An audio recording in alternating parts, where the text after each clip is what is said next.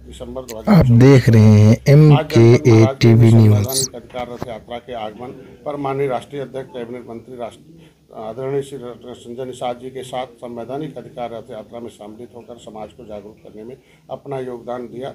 मेरे लिए निषाद आरक्षण पहले भी सबसे अहम मुद्दा था और आज भी है। निषाद समाज के मान सम्मान की इस लड़ाई में मैं माननीय राष्ट्रीय अध्यक्ष के साथ हूँ। मुझे लगता है कि इस लड़ाई को हम सब मिलकर एक साथ लड़ने की ज़रूरत है। इस अवसर पर राष्ट्रीय निषाद एकता परिषद के राष्ट्रीय अध्यक्ष मेरे बड़े भाई डॉक्टर अमित जी और निषाद पार्टी के प्रदेश अध्यक्ष बड़े भैया आदरणीय रविंद्र मणि निषाद का भी मार्गदर्शन प्राप्त हुआ।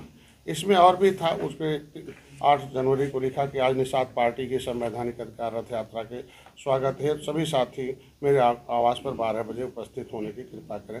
धर्मात्मा निषाद थे, उससे काउंट डाइट। फिर उसमें लिखा निषाद पार्टी की संवैधानिक रथ यात्रा के स्वागत है। सभी व्यक्तियों साथ घर से निकलते हुए रैली निकाला था उसने आज के बाद। फिर उसने लिखा 9 जनवरी को कि निषाद पार्टी के तत्वाधान में निषाद पार्टी के राष्ट्रीय अध्यक्ष कैबिनेट मंत्री परम आदरणीय बाबूजी के कुशल नेतृत्व में पिछले कई दिनों से संवैधानिक यात्रा रथ यात्रा चलते चलते आज विधानसभा कंपेयरगंज पहुंचा और जहां पर हजारों युवा क्रांतिकारी साथियों के साथ सम्मिलित होकर माननीय बाबूजी डॉक्टर संजय निषाद जी, राष्ट्रीय निषाद अध्यक्ष बड़े भैया अमित जी, संत कबीर नगर के पूर्व सांसद श्री प्रवीण निषाद जी, माननीय प्रदेश अध्यक्ष रविंद्र निषाद जी समेत पार्टी के अन्य पदाधिकारी सानिध्य प्राप्त हुआ। सबसे मिलकर ये 8 जनवरी का है। फिर आया कि 9 जनवरी का है। संवैधानिक अधिकार यात्रा में हमारी एंट्री थोड़ी लेट होगी मगर सबसे ग्रेट होगी। निषाद पार्टी के तत्वाधान के संवैधानिक अधिकार यात्रा के स्वागत हेतु अपने क्रांतिकारी साथियों के साथ आवास से निकलते हुए जिन साथियों ने मेरे आग्रह पर मेरे आवास पर पहुंचकर कार्यक्रम को सफल बनाया, उनका मैं आजीवन आभारी रहूँगा। आप सबके सम्मान में जहाँ मेरी ज़रूरत पड़ेगी वहाँ आधी रात को आपका भाई खड़ा मिलेगा। फिर 13 जनवरी को संकल्प दिवस मनाया जाता है और 14 जनवरी को एक संदेश उसके आईडी पोस्ट से आता है। खून खौल रहा है, ललकार सुनाने आया हूँ, ये सोई हुई टीपू की तलवार जगाने आया हूँ। अब चौकने हो जाओ ए सत्ता के शैतानों, मैं निषाद राज का वंशज हूँ, दरबार हिलाने आया हूँ।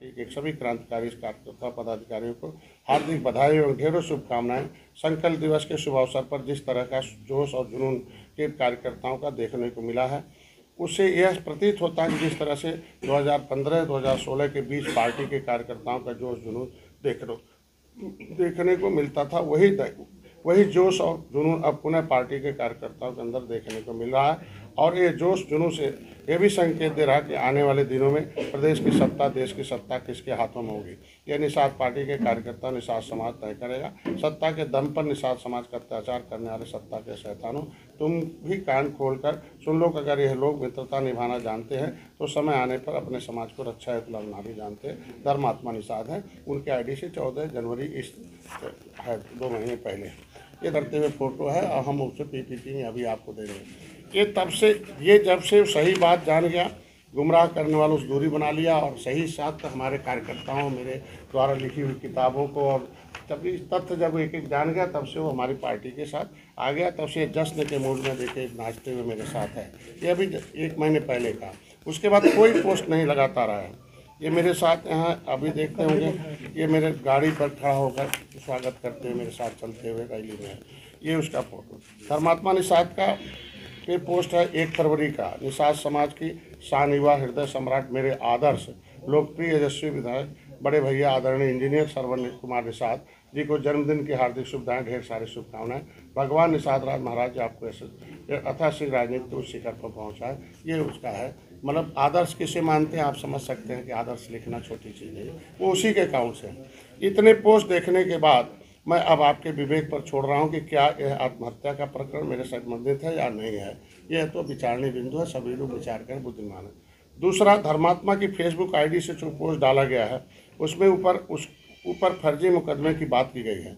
जहां तक मुझे पता है कि धर्मात्मा पर नवंबर या दिसंबर 2023 में जनपद महाराजगंज में मारपीट के मामले मुकदमा लिखा गया था, जिसका उन्होंने अपनी पोस्ट में भी जिक्र किया है। मुझे ज्ञात है कि दिसंबर 2023 में ही उसको उस मामले में जमानत बाहर आ गया था। कई धाराएं उन पर से हट गए थे, क्योंकि अब कुछ मामूली धाराएं उन पर बची हैं। यह सोचकर अचंभित हूँ कि बीते 14 जनवरी से मेरी और मेरे बेटे प्रवीण की उससे बात नहीं हुई। सरवण की भी 4 फरवरी को आखिरी बात हुई थी और हाल ही फिलहाल में उस पर किसी प्रकार पुलिसिया कार्रवाई भी नहीं हुई और आखिर किन परिस्थितियों में उसने आत्महत्या किया, जैसा कदम उठाया उसकी जांच होनी आवश्यक है। जो पोस्ट उसके अकाउंट से आया है, ये सारे पोस्ट मैंने जो दिखाया है उसमें हर जगह उसने खड़ी पाई लगाई है, पैराग्राफ चेंज किया है। लेकिन जो दूसरा पोस्ट है वो दो संदिग्ध बातें हैं। ये 8:30 बजे दिखाया गया घटना, 9:30 बजे का पोस्ट है और उसमें कहीं खड़ी पाई नहीं, कहीं पैराग्राफ नहीं है, बिंदु दोनों के लिखने में है और एक व्यक्ति की आईडी कई लोग चलाते हैं उसमें जो अकाउंट में है कि दो लोग आगे आ रहा,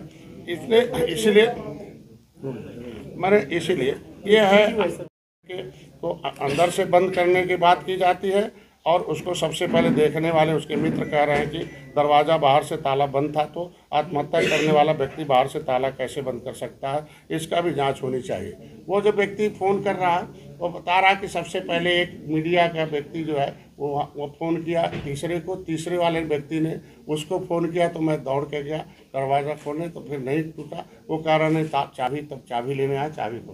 तो ये कैसे हो सकता, आप समझ सकते हैं कि उसके वहाँ माँ बाप नहीं हैं, वो बगल में नहीं, कोई पड़ोसी नहीं बुलाए, 100 किलोमीटर दूर रहने वाले जो घड़ियाली आंसू बहा रहे हैं, ऐसे तरह के लोगों को के संज्ञान में आने के बाद अगर ये मामला आ रहा है तो इस पर जांच होनी चाहिए। जो सच्चाई है उसको जानना चाहिए लोगों को। तीसरा इसमें है जो आपके पास तथ्यों के बाद ये सारे हम आपको वीडियो दे रहे हैं और वीडियो आज सोशल मीडिया पर लोड भी होगा उसका। ये सारे जितने तथ्य हैं, धर्मात्मा की पत्नी कह रही हैं वो हमारी बेटी समान है, उनके और उनके पति के बीच में तीसरे व्यक्ति द्वारा चरित्र पर बयानबाजी के लेकर डिस्टर्ब थे। मृतक की पत्नी द्वारा अभी तक कहीं भी ये नहीं कहा गया कि मेरे परिवार के द्वारा उनकी पत्नी के चरित्र को लेकर कोई बयानबाजी की गई है। लेकिन कुछ गोरखपुर इस प्रकरण में संदिग्ध और संदिग्ध लोग मेरे और मेरे परिवार पर अभद्र टिप्पणी कर रहे हैं। मतलब जो भी हमारे पास है इस तरीके से मतलब जो टिप्पणी कर रहे हैं वो, मैं खुद एक बेटी का पिता हूँ, मेरे घर में 3 बहुएँ हैं, 3 पोती नातिन हैं, मेरी पार्टी महिला मोर्चा का अलग स्थान है। मेरे जीवन में इस पड़ाव तक किसी भी महिला द्वारा आज तक किसी प्रकरण पर शिकायत नहीं कि मैं उसके चरित्र पर कोई टिप्पणी की हो, उनको किसी बुरी नज़र से देखा हो। अगर कोई व्यक्ति इस बात का सबूत ला कर दे तो मेरे द्वारा उनकी पत्नी के चरित्र को लेकर किसी प्रकार का बयानबाजी की गई है तो मैं तत्काल इस्तीफा देने के तैयार हूँ। लेकिन इस तरीके का किसी का मतलब छोटी ओछी या सस्ती लोकप्रियता पाने के लिए सोशल मीडिया पर इस तरीके बड़े लोगों को गाली दो, बड़े लोगों के खिलाफ कुछ भी बोल दो, मौका पाओ, इस तरीके से राजनीतिक विधियों की तरह कि उसको मौका मिलते ही डॉक्टर संजय की जो ख्याति है बढ़ती हुई, जो निषाद पार्टी का प्रभाव है, 77 दिन से लगातार मैं बाहर हूँ, 77 दिन का जो जन समर्थन मिल रहा है और गोरखपुर की जो रैली हुई थी जिस तरीके से हम तो अपने वो तो हमारे लोग जो है आत्म केंद्रित हैं, आत्म बलित हैं और जो है लोग स्वाभिमानी लोग हैं और स्वतः जो है लोग अपने खर्चे से अपने स्वावलंबन से चल रहा हुआ, मैं किसी के सहयोग से नहीं हूँ। इस तरीके से मैं जानता हूँ महिला की गरिमा क्या होती है, उसकी इज्जत और मान सम्मान कितना ज़रूरी है, ये भी मुझे पता। मैं अपने सभी विरोधियों से भी कहना चाहूँगा कि आपकी मुझसे राजनीतिक विचारधारा से दूरियां हो सकती हैं, दुश्मनी हो सकती है, विरोध हो सकता है, मन में नकारात्मक सोच हो सकता है, लेकिन इस प्रकार के ओछे लांछन और ऊपर गोरखपुर के एक तुच्छ व्यक्ति द्वारा लांछन लगाना कहाँ तक उचित है। मैं इस पर मानहानि का मुकदमा भी इस पर हम अपने लीगल एडवाइज़र से कहूँगा कि देख लीजिए। लेकिन ये तरीका मतलब है नहीं, ये जितने भी लोग हैं वो एक दिन भी निषाद पार्टी के लिए कोई पोस्ट नहीं है, 76 दिन से न निषाद पार्टी के आरक्षण में कोई पोस्ट है, न समर्थन है, न जनता के हितों में समर्थन है। बस इतना ही करना है कि कोई घटना हो गई तो जाना है, एक तरफ से उनसे दो आदमी लगा देना, एक तरफ से पैसा लेना, पंचायत कराना, यही काम रह गया। बस ज़्यादातर मैंने यही देखा इन लोगों के, लेकिन समाज से कोई लेना देना सर। मैं पुलिस अधिकारियों से भी कहना चाहूँगा कि धर्मात्मा निषाद का फेसबुक अकाउंट 2 व्यक्तियों के फ़ोन से चलता था, पहला धर्मात्मा निषाद, दूसरा अजय निषाद, हमको लगता है संज्ञान में है। जिस तरीके से इसकी भी जांच होनी चाहिए कि ये पोस्ट मेरी और मेरे परिवार, मेरी पार्टी की छवि धूमिल करने के लिए किसने किया है, क्योंकि जो पोस्ट किया गया वो धर्मात्मा कर ही नहीं सकता है। क्योंकि जो अब तक देखे होंगे कि जो लिखने वाले हैं हमेशा उसमें मतलब पैराग्राफ जब भी लाइन ख़त्म होते पर एक खड़ी पाई लगती थी, लेकिन पैराग्राफ चेंज होता। लेकिन अभी जो नया जो उस पोस्ट पे हमें बदनाम किया गया उसमें न कहीं खड़ी पाई है और न कहीं पैराग्राफ चेंज है। तो ये दोनों लगता है कि किसी ने सुनियोजित किया गया है। वह आज से भी पूर्व से पूर्व पार्टी का विरोध करते थे तो फेसबुक पर लाइव होकर करता था, और संतुष्ट होने पर फिर हमारे साथ आ जाता था। जैसे संतुष्ट हो जाता था उसको बुलाया जाता था, बताया जाता था, हमारे लोगों द्वारा सही बात बताई जाती। जब भी विरोधी के पक्ष में गया थोड़ी देर के लिए, कुछ देर के लिए, वो भाई बच्चे, तो इसलिए निश्चित रूप से ऐसा देखने आप उठाइएगा तो फेसबुक में मिलेगा कि कब कब कौन कौन लोग उसके साथ रहे हैं। ये तो जांच का विषय है कि एक हफ्ते तक वो किसके संपर्क में रहा, उनका जो उसकी जो आईडी है, फ़ोन है, उसके जो CDR निकले और किन किन व्यक्तियों के साथ रहा, किसने उसको उकसाया आत्महत्या के लिए, हत्या है कि आत्महत्या, ये तो जांच का विषय है। तो इसमें आज किंतु वो कभी भी कायर वाला तरीका नहीं अपना सकता था। धर्मात्मा इतना मतलब बहादुर इस तरीके लड़ता था। इसमें जो हमने एविडेंस दिया है कि पेज का जो इन्फॉर्मेशन है उसमें देखा, people who manage the page, primary country, region, location of people who manage the page include India, 2 व्यक्ति के द्वारा है। ये हम आपको सब दे रहे हैं। मैं प्रेस कॉन्फ्रेंस कर रहे हैं, प्रेस कॉन्फ्रेंस करने का आपने तमाम मीडिया क्या उद्देश्य है? हमारा कर्मठ कार्यकर्ता और सक्रिय कार्यकर्ता धर्मात्मा निषाद था, जिसके आत्महत्या है कि हत्या है, उसके संबंध में एक प्रेस कॉन्फ्रेंस की बुलाई गई है। एक तो मीडिया बंधुओं को धन्यवाद देना था कि उन्होंने तथ्यों को सामने लाया और उसको गलत संदेश जाने से रोका है।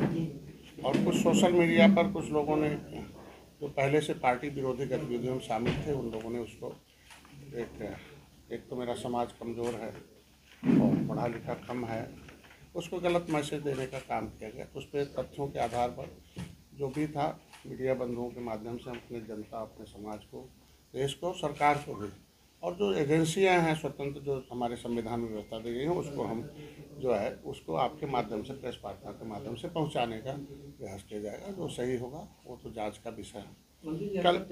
कल दिनांक 16/2/2025 को दिन रविवार को निषाद पार्टी के कार्यकर्ता धर्मात्मा निषाद की आत्महत्या का जो प्रकरण सोशल मीडिया पर सामने आया है, साथ ही आत्महत्या प्रकरण में मेरे और मेरे परिवार पर कई तथ्यहीन और व्यर्थहीन आरोप लगाए गए हैं।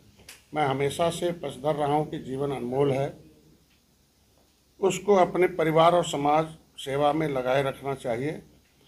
कल से लेकर आज तक न जाने कितने आरोप प्रत्यारोप मेरे और मेरे परिवार के ऊपर, पार्टी के ऊपर लगाए जा रहे हैं। साथ ही एक तरफा मीडिया ट्रायल भी मेरे और मेरे परिवार के लिए किया गया। लेकिन मैं लखनऊ के वरिष्ठ और आप सभी पत्रकार सहयोगियों का भी धन्यवाद देता हूं, जिन्होंने संयम और धैर्य का परिचय देते हुए मेरे और मेरे परिवार का चरित्र हनन होने से रोका है। तो इस तरीके से उन लोगों ने गलत मैसेज डाले थे। धर्मात्मा निषाद की आत्महत्या मेरे लिए दुखद और झकझोर देने वाली है, क्योंकि जहाँ तक मुझे पता है कि वो बच्चा मुझसे लड़ाई कर सकता था और करता भी था। जब उसे कोई गलत कोई वो गुमराह कर देता था तो फेसबुक के माध्यम से, लाइव के माध्यम से लड़ लेता था। लेकिन जब उसे सही जानकारी मिलती थी तो फिर वो साथ हो जाता था, और साथ में था भी अभी, और लगभग लगातार से उसका साथ में आना ही बहुत लोगों को दर्द हो रहा कि अब हम उसे हम गुमराह नहीं कर पा रहे हैं। लगभग जब से वो सही सही चीज़ें जान गया, मैंने किताब में लिख दी, एविडेंस दे दिया, तब से वो सही सही बात जान गया। तो इसलिए अधिकारियों से लड़ाई कर लेता था, लड़ाकू टाइप का था, सामाजिक सामंतवादियों से भी लड़ाई कर सकता था, किंतु आत्महत्या जैसा कदम वो नहीं उठा सकता है।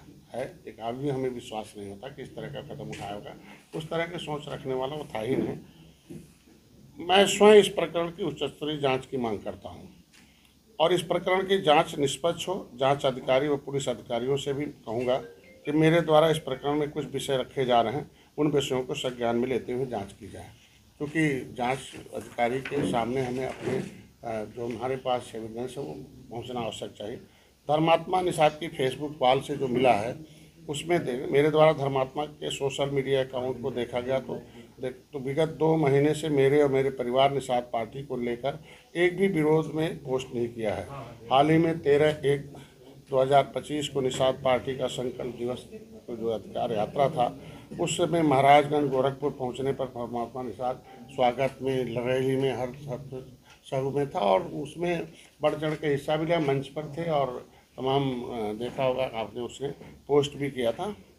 और मैं खुद ये समझने में असमर्थ हूँ कि अगर किसी व्यक्ति या मुझसे या मेरे परिवार से या मेरी पार्टी से कोई द्वेष भावना होती तो एक 2025 तक मेरे परिवार मेरी पार्टी की तारीफ क्यों करता। 13/1/2025 के बाद मैं गोरखपुर में नहीं गया हूँ बस, और तब से लेकर आज तक उससे मेरी बात भी नहीं हुई।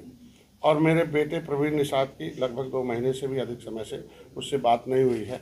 और मेरे छोटे बेटे सरवन से 4/2/2025 को फ़ोन पर बात हुई थी। उसमें मैरिज यूनिवर्सिटी के समय पर बात इस संबंध में हुई थी कि उसे सालगिरह थी उसकी। धर्मात्मा निषाद की फेसबुक वाल से विगत 2 महीने में मेरे और मेरे परिवार मेरी पार्टी के लिए किए गए पोस्ट के स्क्रीनशॉट हम आप लोगों को उपलब्ध करा देते हैं इसे वीडियो के माध्यम से। कि सही उसने लिखा है कि निषाद समाज के मान सम्मान की इस लड़ाई में मैं निषाद पार्टी के माननीय राष्ट्रीय जाने की दृष्टि से भी जांच की जाए, क्योंकि धर्मात्मा निषाद पार्टी के प्रति पुनः लगाव से कुछ सामंतवादी लोगों का, जो भी निषाद पार्टी विरोधी लोग हैं, वह परेशान थे। वह नहीं चाहते कि धर्मात्मा पुनः निषाद पार्टी में आए और अच्छे आयाम को प्राप्त करें। धर्मात्मा निषाद का 14/1/2025 का पोस्ट दर्शाता है कि निषाद पार्टी में आने से वो बहुत खुश था। और मैं पोस्ट को पुनः आपके साथ साझा करता हूँ। ये वही पोस्ट है कि जो खून खौल रहा ललकार सुनाने आया हूँ और सोई हुई टीपू की तलवार को लगाने आया हूँ। अब चौकन्ने हो जाओ ये सत्ता के शैतानों, मैं निषाद राज का वंशजों दरबार हिलाने आया हूँ। ये उस दिन का वो जो रैली, महान रैली हुई थी, उस पर था, जिस पर मैं आप लोगों को धन्यवाद देता हूँ कि ये सभी तथ्य कम से कम जनता के सामने जाए, जांच एजेंसी के सामने जाए, और जो गुमराह करने वाले हैं वो भी कम से कम जिन्हें जो कहते हैं कि जो भ्रम फैलाया जा रहा है, जो सोशल मीडिया के द्वारा तथ्यहीन जो है मैसेज डालकर लोगों को, जनता को गुमराह किया जा रहा है और अफवाह फैलाई जा रही है, उससे बचें और सही चीज़ जानें और फिर जांच होने तक धैर्य रखें और जांच पर हमेशा विश्वास रखें। और कम से कम अपने विवेक से रखें कि वो साल भर से मेरे साथ था और कहीं भी मुझे नेगेटिव पोस्ट नहीं किया। तो अचानक मैं तो 77 दिनों से बाहर हूँ और 13 जनवरी के बाद एक दिन मैं गोरखपुर था, उसके बाद 16 तारीख से मैं बाहर आ गया। तब से लेकर लगातार मैं गोरखपुर गया ही नहीं, मैं कोई बातचीत नहीं है। तो इस तरीके की कदम उठाया हो या फिर अभी जांच का विषय है कि ये कहीं ऐसे तो नहीं है कि जो आगे आकर इस मामले को मोड़ कर दो।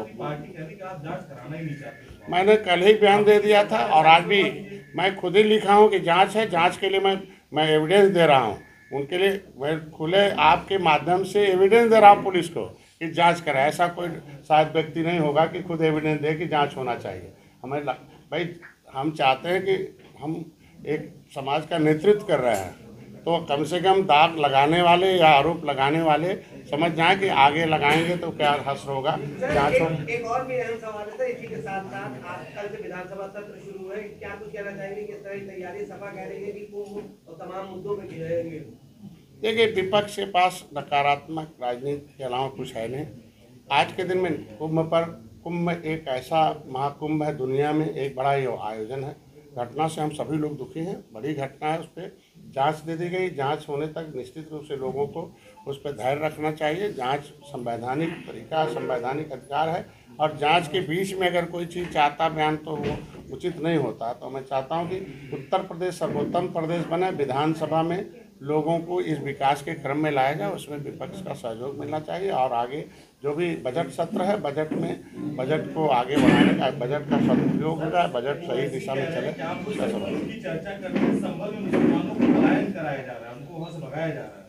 ऐसा तो कहीं चर्चा में नहीं आया, लेकिन यह है कि निश्चित रूप से जो किसी भी भारतीय संस्कृति पर कोई कुठाराघात हो तो निश्चित रूप से उसको सत्य उजागर होना चाहिए। पुरातत्व विभाग का अपनी जिम्मेदारी बनती है कि कहाँ कौन सी भारतीय संस्कृति पहले थी, बीच में क्या थी, आज क्या है, वो जांच का खोज का विषय होता है। वो अपना विषय, अपना काम कर रहे हैं और सरकार हर एक विभाग का सहयोग कर रही है, उसमें सबको सहयोग करना चाहिए।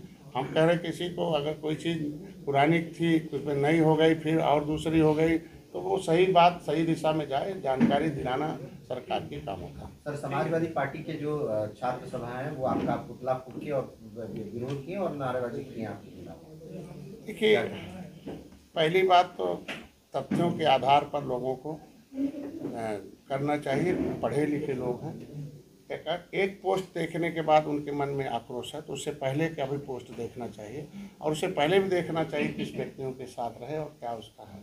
किसी का वो पोस्ट सही है कि कौन है। जब सबको मालूम पढ़े लिखे लोग कि एक व्यक्ति का अकाउंट जो है कई लोग चलाते हैं, और जो थोड़ा सा प्रतिष्ठित होता मतलब आगे जो कार्य दायरा अधिक होता उसके कई लोग उसके अकाउंट ऑपरेट करते हैं। तमाम पोस्ट जो रही है वो आपके फेवर में रही है, और उसके बाद जो लास्ट पोस्ट रही वो आपके अगेंस्ट रही। अब तो जांच का विषय है कि उस अब 8:30 बजे का